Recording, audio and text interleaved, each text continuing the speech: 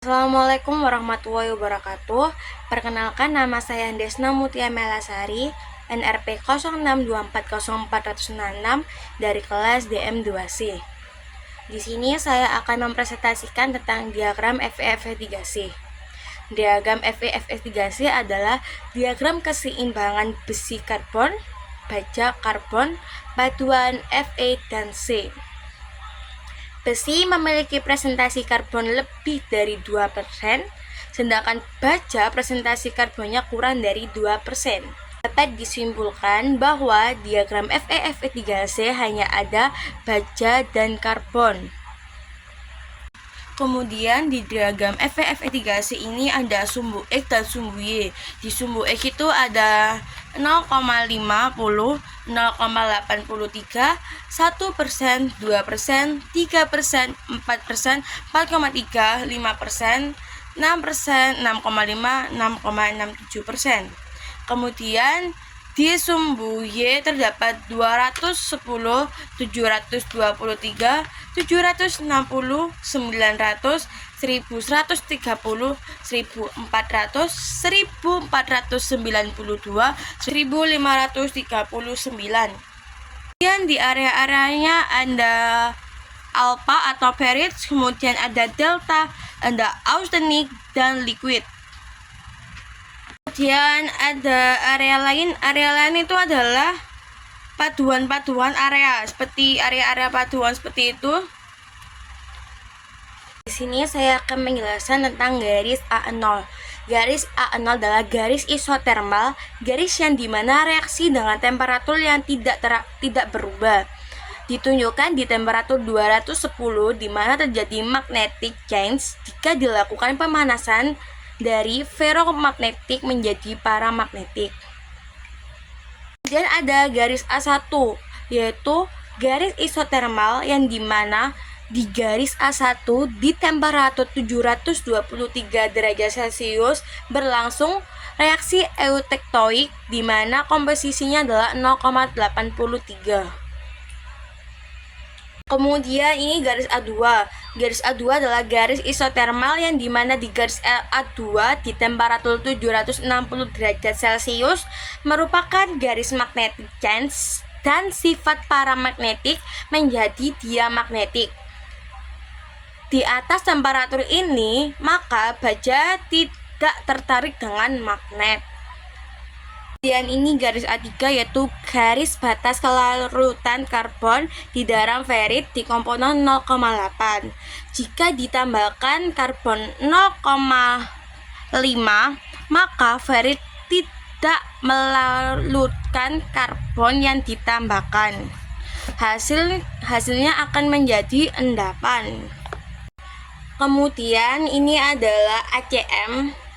Dia adalah batas kelarutan karbon dalam austenik.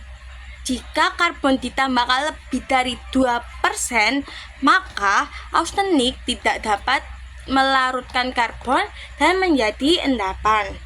Tetapi jika karbon kurang dari 2%, maka karbon yang ditambahkan akan larut ke dalam austenik. Kemudian ini adalah reaksi eutektoik, yaitu reaksi transformasi dari solid menjadi solid 1 dan solid 2.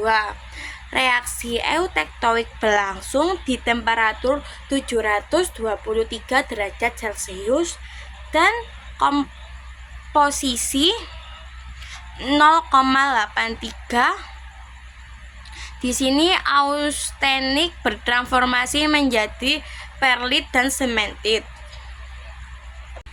Kemudian ini reaksi eutektik yang berlangsung di temperatur 1130 derajat Celcius di komposisi 4,3%. Reaksi di mana liquid proses pendinginan akan berubah menjadi solid 1 dan solid 2. Liquid berubah menjadi austentik dan sementik. Ini adalah reaksi pentektik, yaitu di temperatur 1492 derajat Celcius di komposisi 0,18. Di reaksi ini di mana liquid berubah menjadi liquid plus solid berubah menjadi new solid 1. Reaksi pentaktik berlaku bersih delta plus liquid berubah menjadi austenic pada proses pendinginan. Pada proses pemanasan, reaksinya akan berjalan dari bawah ke atas. Tetapi jika pendinginan, reaksinya akan berjalan dari atas ke bawah. Yang terakhir adalah reaksi allotropi, yaitu perubahan struktur kristal yang masih sama besi atau besi delta austenic ferrite. Pada dasarnya baja akan, tetapi strukturnya berbeda. Di sini ada 2 kali perubahan yang ada pada proses pendinginan kristal. Yang pertama, struktur kristalnya BCC di titik reaksi peritektik berubah menjadi austenic. Terjadi pula reaksi selanjutnya, allotropi, di mana besi delta yang menjadi BCC akan menjadi austenic yang FCC.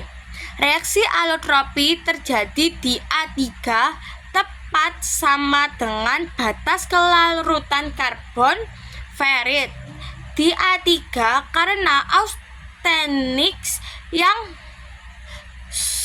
struktur kristalnya FCC berubah dalam menjadi ferrit yang struktur kristalnya menjadi BCC. BCC ke FCC balik lagi ke BCC. Sekian video yang saya presentasikan. Terima kasih. Wassalamualaikum warahmatullahi wabarakatuh.